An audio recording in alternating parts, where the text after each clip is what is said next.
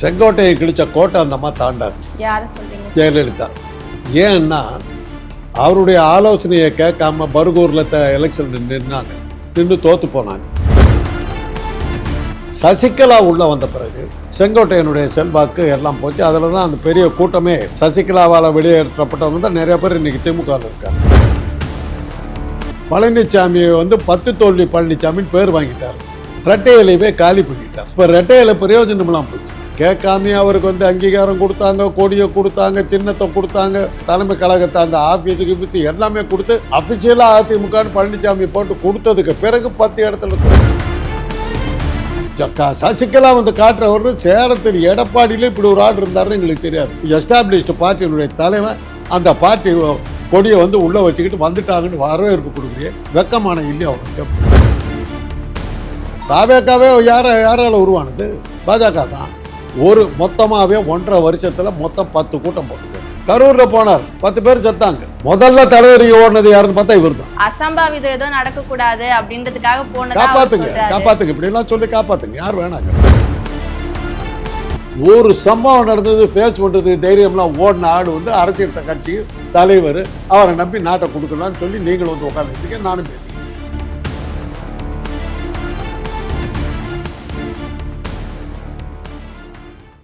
Cloud7 voice நேயர்களுக்கு வணக்கம். இன்றைய நேர்காணலில் நம்மோடு இணைந்திருக்கிறார் மருத்துவர், அரசியல் விமர்சகர் டாக்டர் காந்தராஜ்.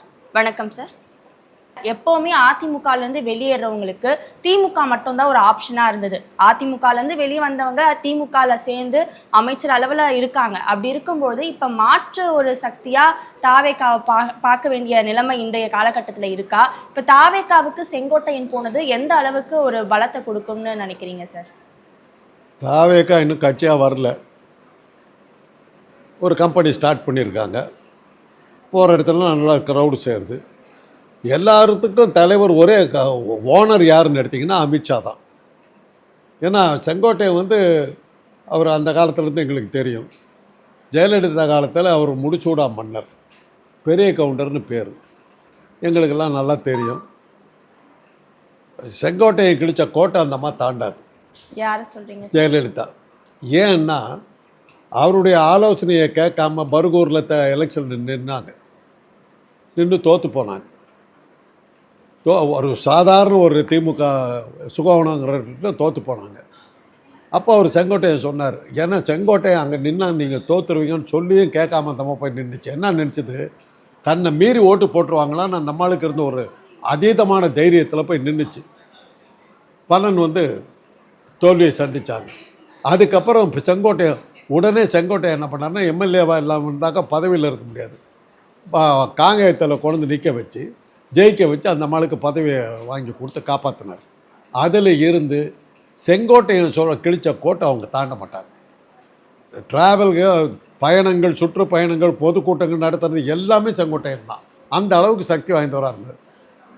சசிகலா உள்ளே வந்த பிறகு செங்கோட்டையனுடைய செல்வாக்கு எல்லாம் போச்சு. அதில் தான் அந்த பெரிய கூட்டமே சசிகலாவால் வெளியேற்றப்பட்டவங்க தான் நிறைய பேர் இன்றைக்கி திமுகவில் இருக்காங்க.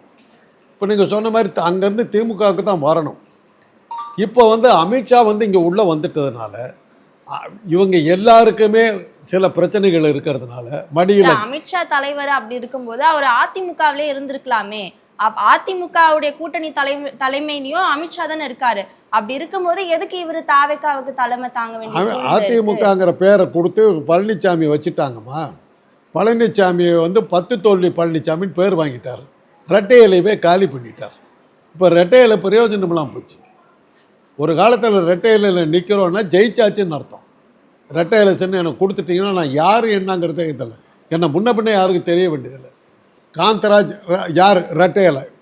ஒரு உதாரணம் என்னன்னாக்கா, எங்கள் அண்ணன் ராஜாராமை பற்றி கேள்விப்பட்டிருப்பீங்க. அவர் அமைச்சராக இருந்தார். அவர் சபாநாயகராக இருக்கும்போது அடுத்த தேர்தல் வரும்போது பணமரத்துப்பட்டியில் நிற்கிறார். எம்ஜிஆர் அப்போ உடம்பு சரியில்லாமல் அமெரிக்காவில் இருக்கார். இவரை தீர்த்து கட்டணும்னு அதிமுகவிலேயே பிளான் பண்ணிட்டாங்க. இவருக்கு எகேன்ஸ்டா, செங்கோட்டையனுக்காக இல்லை, என்னுடைய அண்ணன் ராஜாராமுக்கு எகேன்ஸ்டா ராஜாராமை ஒழிச்சு கட்டுறதுன்னு அதிமுக குரூப்பே ஒரு குரூப்பாக வேலை செஞ்சு இவரை ஒழிச்சறதுன்னு முடிவு பண்ணிட்டாங்க. இவர் நிற்கிறார்.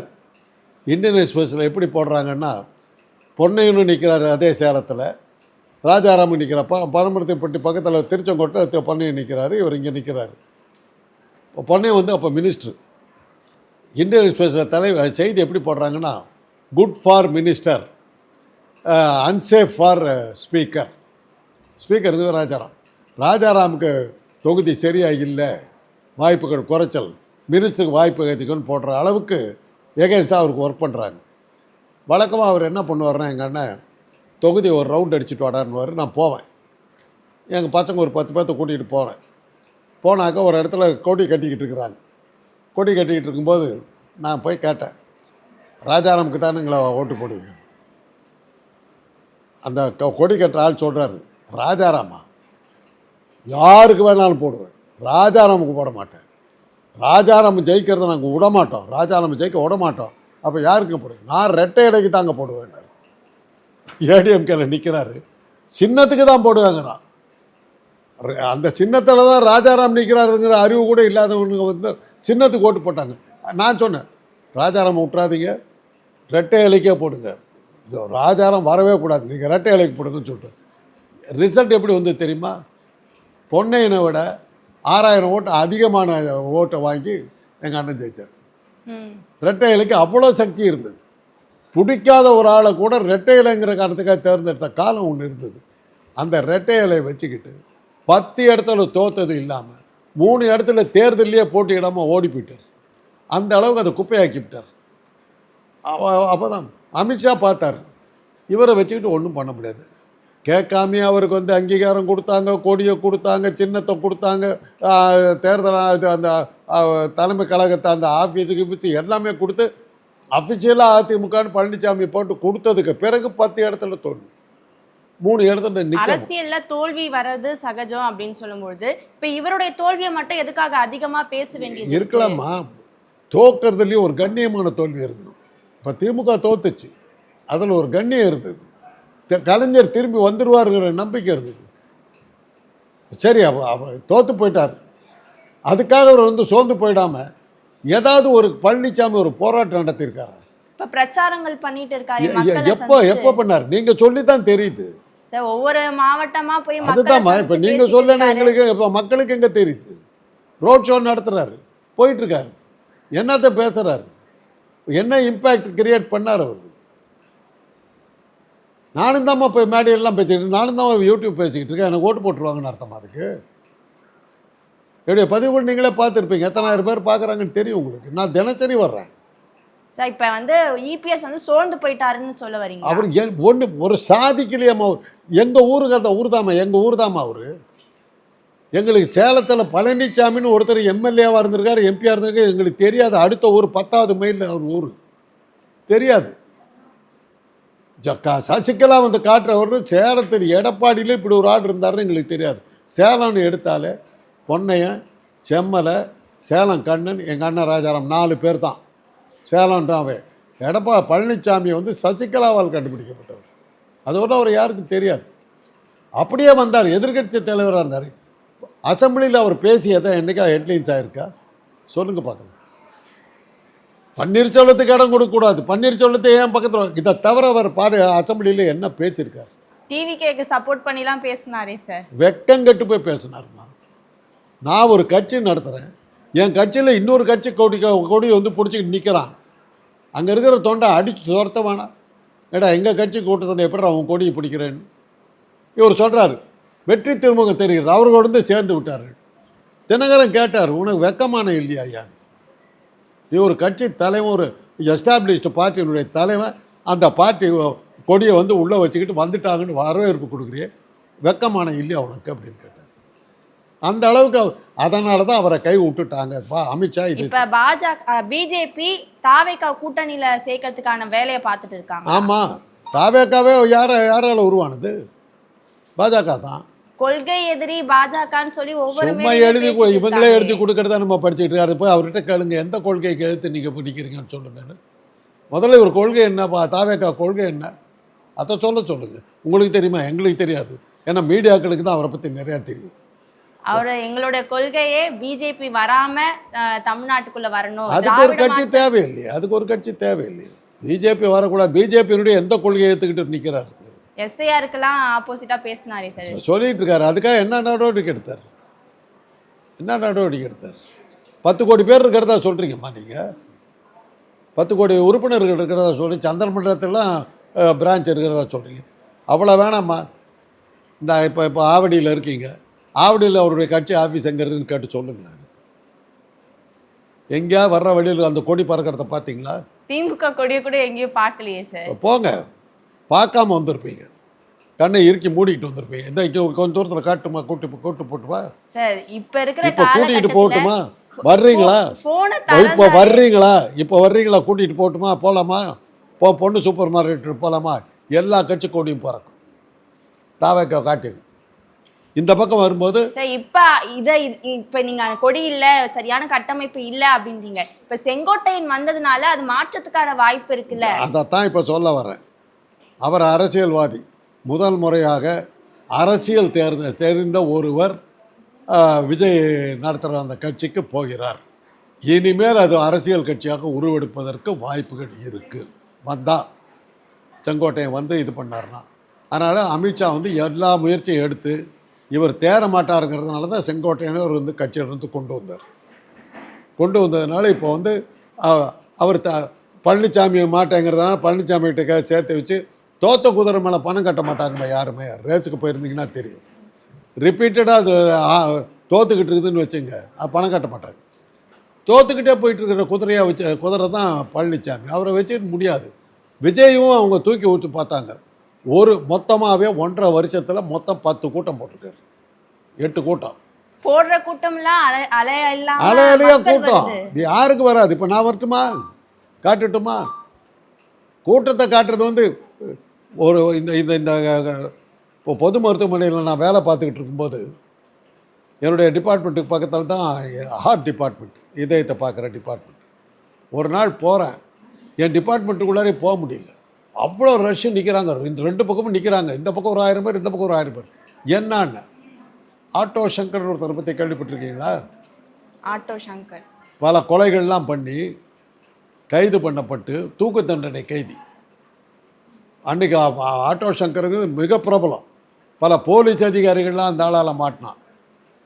ஒரு பெரிய பெரிய போலீஸ் அதிகாரி வந்து அவரோட சேர்ந்து பல பெண்களோடு இருக்கிற படங்கள்லாம் வெளியில் வந்தது.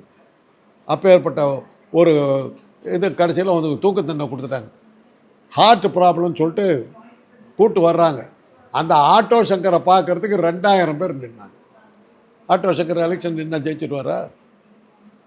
கூட்டங்கள் ஓட்டா மாறாதுன்னு விமர்சனம் வச்சாங்களும் கண்டிப்பா தாவேக்கா ஓட்டை பிரிக்கிறதுக்கான வாய்ப்பு இருக்குல்ல சார். நயன்தாரா வந்தாங்கம்மா சேலத்தில் நகை கடை திறக்கிறதுக்கு. நான் இப்போ அன்றைக்கி சேலத்தில் இருக்கேன். எங்கள் வீட்டிலேருந்து 6 கிலோமீட்டருக்கு அந்த பக்கம் அந்த நகை கடை. எங்கள் வீட்டிலேருந்து வெளியில் போக முடியல. 3 லட்சம் பேர். சேலம் திணறிடுச்சு. நயன்தாரா எலெக்ஷன் நிற்கல. இவர் போனார், கூட்டம் சேர்ந்தது.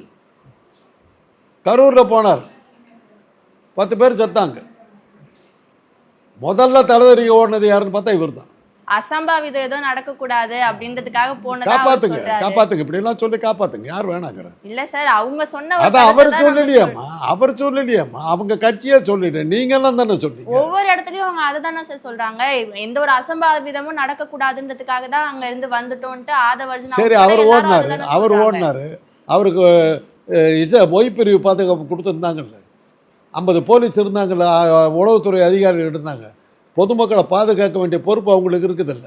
அவங்க என்ன பண்ணிட்டு இருந்தாங்க? இது அவங்களோட பொறுப்பு மட்டும் எங்க அவரையும் கூட்டிட்டு இவனுங்களை சேர்ந்துல ஓடி போயிட்டானுங்க. ஒருத்தர் இருந்தா நம்ம அந்த கட்சிக்காரன் யாரோ ஒரு மதியழகன் ஒரு ஆளை பிடிச்சி உள்ள தேடி. அந்த அம்மா அவருடைய மனைவி சொல்றது, எங்களுக்கு இந்த கூட்ட அமைப்புக்கு சம்மந்தமே இல்லை, என் வீட்டுக்காரர் அணியாமல் பிடிச்சிட்டு போயிட்டாங்க. அதுக்கப்புறம் தான் அவர் ஏதாவது தாஜா பண்ணி சேர்த்து விட்டாங்க.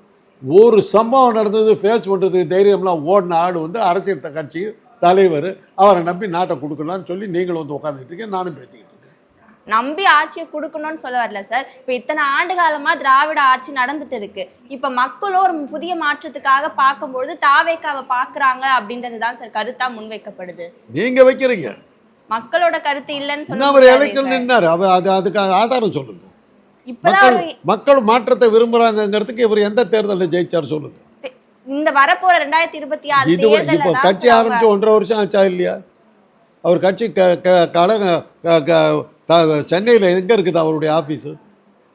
அவர் ஆஃபீஸ் சென்னையில், அவருடைய தலைமை கழகம் எங்கே இருக்குது? பனையூர்ல தான் அடிக்கடி பனையூரில் என்ன இருக்கா? பனையூரில் ஆஃபீஸ் இருக்கா? அது ஆபீஸ் இல்லையா சார்? அவர் ஊடும் அது. அதுதான் அவங்களுடைய ஆபீஸ்னு சொல்லிட்டு அது அப்படிதான் சொல்றீங்க. ஆஃபீஸை வீட்டையே ஆஃபீஸாக வச்சுக்கிட்டு உட்காந்து வீட்டுக்குள்ளார படுத்துக்கிட்டு இருக்காரு. ஒரு ஆஃபீஸ் வைக்க மாட்டாங்க ஒவ்வொரு ஊர்லயும். சரி, இப்போ வந்து ஆவடியில் எங்கே இருக்குது அவருடைய ஆஃபீஸ்?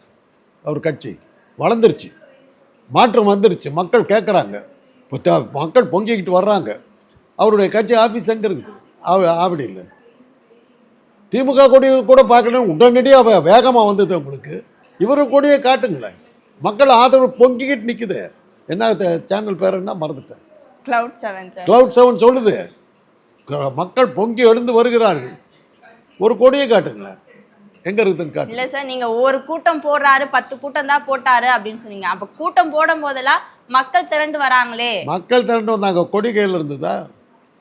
அதிமுக பிரச்சார கூட்டத்திலேயே தாவேகா கொடி அசையுதுன்னு சொல்றாரு. இவர் கூட்டிகிட்டு வந்து நிற்க வச்சு நான் நம்பிக்கிட்டு இருக்கேன், விஜய் என்கிட்ட வருவார்னு சொல்லிட்டு 10 பேர்த்த கூட்டு வந்து நிற்க வைக்கிறார். அவர் நடத்துகிற கூட்டங்களில் எங்கேயோ கொடி பெறது பார்த்துருக்கீங்களா? துண்டு போட்டுட்டு வரானுங்க இப்போ ஒரு 5-6 பேர், அவ்வளோதான். அதை தவிர என்ன நடந்தது? சிங்கிள் ஆள் மேடையில் பேசுகிறார். முன்ன வர்றதுக்கு முன்னாடி 4 பேர் பேசுவாங்க. இப்போ எல்லா கட்சியிலையும் அப்படி தான். தலைவர் வர்ற கூட்டத்தில் வந்து அங்கே இருக்கிற மற்ற பேச்சாளர்கள்லாம் பேசிக்கிட்டு இருப்பாங்க. அது வந்து ஒரு பயிற்சி முகாம். நம்முடைய கட்சியில் இருக்கிற உறுப்பினர்களுக்கு பயிற்சி கொடுக்கணும், பிரச்சாரம் பண்ணுற பயிற்சி கொடுக்கணும்னு சொல்லி ஒரு கட்சி நடத்துது. இவர்தெல்லாம் அந்த மாதிரி ஆள் இல்லையே. அதனால தானே கரூர் அத்தனை பேர் செத்தான். கட்சி கூட்டம் நடந்து அவங்கவுங்க பேசிக்கிட்டு இருந்தால் கூட்டத்தை அட்டன் பண்ணியிருப்பாங்க. யாரும் இல்லை. 8 மணி நேரம் லேட்டாக வர்றாரு. செத்து போயிட்டாங்க தெரிஞ்சு ஓடி போயிட்டார். சரி, இப்ப வந்து திமுகவுக்கு தாவேகா ஒரு எதிரியா இல்லையா சார் இந்த 2026? அதுக்கு ஆதாரம் காட்டுங்கம்மா. எந்த எலெக்ஷன்லமா அவருக்கு போட்டு திமுக வந்து தண்ணி காட்டினாரு? இந்த 2026 தேர்தல் இன்னும் நிக்கவே இல்லை, இன்னும் ஓடவே இல்லைம்மா. அதுக்குள்ளார மெடல் வாங்கி போடுறாரு. ஒரு சின்ன ட்ரையலாவது காட்டு. ஒரு பஞ்சாயத்து தேர்தலில் நின்று அவ்வளவு வேணாமா? பொதுக்குழு கூட்டம்னு ஒன்று நடத்தினார். அந்த பொதுக்குழு உறுப்பினர்கள் எப்போ தேர்ந்தெடுத்தார்? எலெக்ஷன் நடத்தினாரா? உங்களுக்கு தெரியுமா? ஏன்னா அவ்வளோ தூரமாக டீப்பாக சொல்கிறீங்களே. உங்களுக்கு ஒரு உங்கள் Cloud 7 ஆஃபீஸுக்கு ஏதாவது தகவல் உண்டா? அந்த அவங்க கட்சி நிர்வாகம் அதில் எங்களுக்கு எங்கே சார்? அதில் நீங்கள் தான் இவ்வளோ ஆதரித்து இவ்வளோ வேகமாக பேசுகிறீங்களே, அதுக்காக கேட்குறேன். பொதுக்குழு உறுப்பினர்கள் எத்தனை பேர்னு சொன்னார்? அந்த பொதுக்குழு உறுப்பினர்களை யார் தேர்ந்தெடுத்தா? பொதுக்குழுவுக்கு வர்றதுக்கு முன்னாடி யாரை தேர்ந்தெடுக்கணும் தெரியுமா? முதல்ல ஒவ்வொரு மாவட்டத்துக்கும் ஒரு கழகம் ஆஃபீஸ் இருக்கணும். அந்த மாவட்ட ஆஃபீஸுக்கு ஒரு தலைவர் இருக்கணும், ஒரு செயலாளர் இருக்கணும், ஒரு பொருளாளர் இருக்கணும், உறுப்பினர்கள் இருக்கணும். இந்த உறுப்பினர்கள்லாம் சேர்ந்து தான் அவங்களில் ஒருத்தர் வந்து பொதுக்குழு உறுப்பினராக தேர்ந்தெடுப்பாங்க. அந்த பொதுக்குழு உறுப்பினர்கள் ஒவ்வொரு மாவட்டத்துக்கும் சேர்த்து 50-20 பேர் இருக்காங்கன்னா அந்த பொதுக்குழு உறுப்பினர்கள் அவங்களா சேர்ந்தா செயற்குழு உறுப்பினர்களை தேர்ந்தெடுக்கும். அவங்க தான் தலைவரை தேர்ந்தெடுக்கும். எதாவது நடந்துருந்தாங்க. இப்ப தாவேகா தலைவர் விஜய்க்கு செங்கோட்டையனுடைய வரவு ஒரு ஆதரவு இருக்கா இல்லையா சார்? விஜயகாந்துக்கு யாரும் இல்லைங்கம்மா. வைகோ இருந்தார், கம்யூனிஸ்டுகள் இருந்தாங்க, யார் இல்லை. அத்தனை கட்சிகள், 2 கட்சி, 2 கம்யூனிஸ்ட், வைகோ, திருமாவளவன், யார் இல்லை. இவ்வளவு பேர்களுடைய ஆலோசனையை கேட்டு தோத்தார். ஒரு சீட்டு ஜெயிக்கல. விஜயகாந்தே தோத்தார். எதிர்கட்சி தலைவராக இருந்த விஜயகாந்த் அடுத்த தேர்தலில் காலி. அதனுடைய மனசு உடைஞ்சு தான் அவர் செத்தே போனார். அது மாதிரி அந்த துர்பாகியம். அமித்ஷாக்கு இதுல என்ன லாபம்? விஜய்க்கு ஆதரவு கொடுக்கறது. இங்க தமிழ்நாட்டில் அவங்க அமித்ஷாங்கிற பேர்ல வந்தீங்கன்னா ஈகாக்கா வராதுமா. அவங்க உபயோகப்படுத்துறது சாமதான பேத தண்டம். மக்கள் அவர்கள் சந்திப்பதில்லை. அவங்க கூட்டணி வச்சிருக்க வந்து தேர்தல் ஆணையத்தோட கூட்டணி வச்சிருக்காங்க. ஞானேஷ்குமார் தான் அவங்கள காப்பாற்றுறாரு. பீகாரில் பார்த்துட்டோம். கூட்டம் பூரா ராகுல் காந்திக்கு போகுது. ஜெயிக்கிறது பூரா இவர் ஜெயிக்கிறார். வாக்கு சதவீதம் எடுத்தாக்கா ஆர்ஜேடி அதிகமாக வாங்கியிருக்கு. சீட்டு பார்த்தாக்கா நிதிஷ்குமார் ஜெயிக்கிறார். எப்படி அது?